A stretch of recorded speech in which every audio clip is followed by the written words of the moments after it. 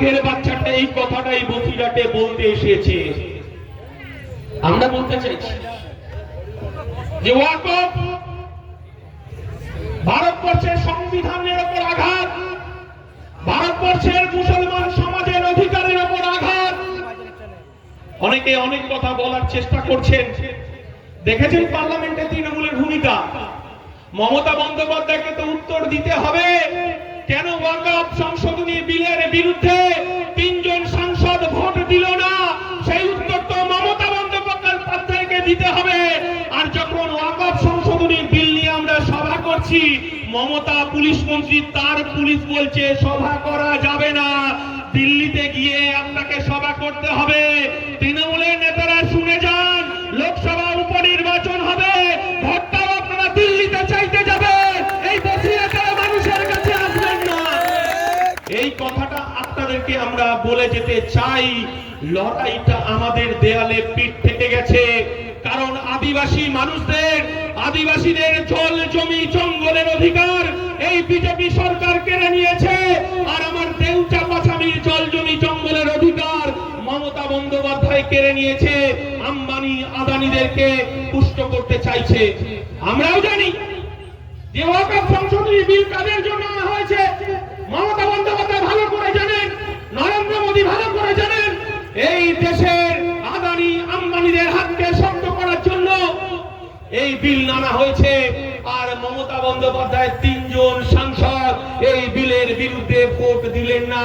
আর বসিরহাট মানুষের যিনি প্রতিনিধি করে পাঠিয়েছিলেন, তার প্রয়াণ হওয়ার ফলে বসিরহাটের মানুষ তার ইচ্ছা থাকলেও এই বিলের বিরুদ্ধে ভোট দিতে পারলেন না। আমরা গভীর সংকটে। এই বিজেপি জল জমি জঙ্গলের অধিকার কেড়েছে, এরপরে ওয়াকফের উপর হাত দিয়েছে, এরপর আমাদের হিন্দুদের দেবত্ব সম্পত্তির উপর হাত দেবে। কারণ আমার দেশের হিন্দুদের সব থেকে ধনী দেবতা আমরা জানি তিরুপতি তিরুবালা, তার ভান্ডারেও হাত বাড়িয়ে দিয়েছে অলরেডি। আমরা জানি এই বিজেপি লুটেরার সরকার। আমরা বলেছি যে বিজেপি তার সংখ্যাগরিষ্ঠতা খাটিয়ে তৃণমূলের সহযোগিতা নিয়ে পার্লামেন্টে, লোকসভায়, রাজ্যসভায় ওয়াকফ সংশোধনী বিল পাস করিয়ে নিয়েছে। আর আমার দলের একমাত্র বিধায়ক বলেছে আমরা এক বুক রক্ত দেব, আমরা সংশোধনী বিল আটকাবো। আমরা সুপ্রিম কোর্টে গিয়েছি। আর মমতা বন্দ্যোপাধ্যায় এই কলকাতায় দাঁড়িয়ে আমরা দেখতে পাচ্ছি বিজেপির সঙ্গে তাল মিলিয়ে জগন্নাথ মন্দিরের উদ্বোধন করছেন।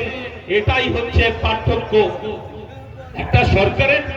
একটা সরকার মন্দির মসজিদ নিয়ে রাজনীতি করবে, তার কোষাগারের টাকা হিন্দু মুসলমান খ্রিস্টান জৈন তাদের করের টাকায় মন্দির মসজিদ নির্মাণ করবে। আর আমার বেকার যুবকরা রাস্তায় বাটি হাতে ঘুরবে। আর 26,000 বেকারের চাকরি চলে গেল, তারা রাস্তায় তাদেরকে জুতো পেটা করছে এই সরকার। আমরা থাকবো কোথায়? লজ্জায় মাথা হেট হয়ে যাচ্ছে, আমাদের দেয়ালে পিঠ থেকে গেছে। তাই আজকের সভা থেকে আমাদের শপথ নিতে হবে, আমরা এক বুক রক্ত দিতে প্রস্তুত আছি। নওশাদ তুমি এগিয়ে চলো, আমরা সুপ্রিম কোর্টে বুঝে নেব এই সংশোধনী বিল কিভাবে আটকাতে হয়। চেয়ারম্যানকে বসিয়ে রেখে বেশি কথা বলা ঠিক নয়। তাই আপনাদেরকে বলছি, আগামী লড়াইয়ের জন্য প্রস্তুত হন। শুধু তৃণমূল নেতাদেরকে বলবো, শাহজাহান শেখের পক্ষে মমতা বন্দ্যোপাধ্যায় আর নেই। তাই যারা এখানে ফুটোমস্তানি করছেন তৃণমূল কংগ্রেসের, কান খুলে শুনে রাখুন, আপনাদেরকেও জেল অপেক্ষা করছে বসিরহাটে। তার তৃণমূল পার্টিও আপনার পক্ষে থাকবে না।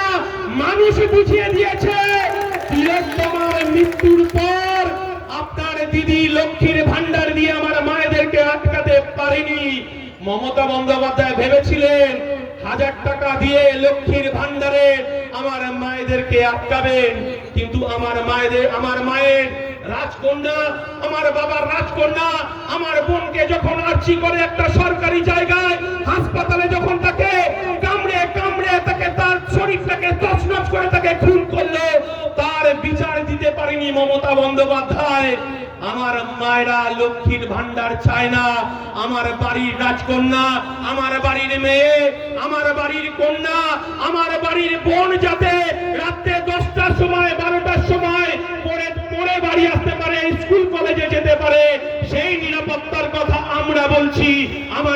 চেয়ারম্যান নওশাদ সিদ্দিকী বলছেন, আমার দলের পৃষ্ঠপোষক আব্বাস সিদ্দিকী বলছেন, এটাই তৃণমূল কংগ্রেস আর এটাই আইএসএফ এর মধ্যে পার্থক্য। বেশিক্ষণ বলবো না, আমার চেয়ারম্যান বলবেন তার মূল্যবান বক্তব্য। তিনি বিধানসভার বাইরে লড়াই করছেন, সুদূর দিল্লিতে গিয়ে সুপ্রিম কোর্টে দাঁড়িয়ে তিনি গরিব খেটে খাওয়া শ্রমজীবী মানুষের অধিকার রক্ষার লড়াই করছে। আমরা তাদের সঙ্গে আছি, আগামী দিনেও আমরা তাদের সঙ্গে থাকবো। এই লড়াই জারি থাকবে। সবাই ভালো থাকবেন, সুস্থ থাকবেন। তৃণমূল বিজেপির বিরুদ্ধে চোখে চোখ রেখে লড়াই হবে। শুধু একটা কথাই বলবো, বিজেপি যে জুতোয় পা গলিয়ে রাম মন্দির নির্মাণ করেছিল, ভারতবর্ষের মানুষ দুগালে থাপ্পড় মেরে বুঝিয়ে দিয়েছে এই ভারতবর্ষ হিন্দু, মুসলমান, খ্রিস্ট, জৈন, যে কথাটা আমার আব্বাস সিদ্দিকী পৃষ্ঠপোষক বলছেন, নানা ভাষা, নানা মত, নানা পরিধান, বিবিধের মাঝে দেখো মিলন মহান, মোরা এক বৃন্তে দুইটি কুসুম, হিন্দু মুসলমান, মুসলিম তার নয়ন মণি, হিন্দু তাহার প্রাণ। আমার পার্টি বলতে চাইছে যে আমার হিন্দু মায়েরা, আমার হিন্দু ভাইরা তারা মন্দিরে গিয়ে নিরাপদে ঘন্টা বাজিয়ে পুজো করবে, আমার মুসলমান ভাইরা মাথায় টুপি পরে মসজিদে নামাজ পড়বে, আর আমার মতুয়া ভাইরা ডঙ্কা বাজিয়ে হরিচাঁদ গুরুচাঁদের পুজো করবে, আর আমার খ্রিস্টান ভাইরা গির্জায় গিয়ে প্রার্থনা করবে। আর এই বিজেপির লুটেরা ধর্মস্থানের জমিতে হাত বাড়িয়েছে, এ জিনিস আমরা মেনে নেব না। আর শুভেন্দু অধিকারী যে কথা বলছে, শুভেন্দু অধিকারীকে উত্তর দিতে হবে, পাকিস্তানের পতাকা পেল কোথায় শুভেন্দু অধিকারী? এই হিসাব বসিরহাটের মানুষকে নিতে হবে। বেশি কথা বলবো না। আমার দলের চেয়ারম্যান বলছেন, আর আজকে মমতা বন্দ্যোপাধ্যায় পশ্চিম বাংলার হিন্দু, মুসলমান, খ্রিস্টান, জৈন, শিখ, মতুয়া সবার করের টাকা নিয়ে আজকে দীঘাতে জগন্নাথ মন্দির উদ্বোধন করছে। আর আমার মুসলমান ভাইরা বলছে, দিদি তো তুমি মুসলমানদের ধারক বাহক, আজকে দীঘাতেও একটা মসজিদ করে দেখান। আর আমার মতুয়া ভাইরা আওয়াজ তুলেছে, আমরাও দীঘায় যাই, আমাদেরকে ওখানে হরিচাঁদ গুরুচাঁদের একটা মন্দির করে দিতে হবে।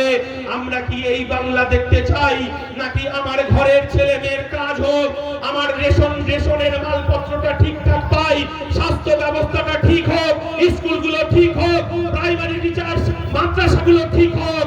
আর মমতা বন্দ্যোপাধ্যায় আরএসএস এর বিজেপির দালালি করছেন, আর এই রাজ্যের পদ্ম চাষ করছেন।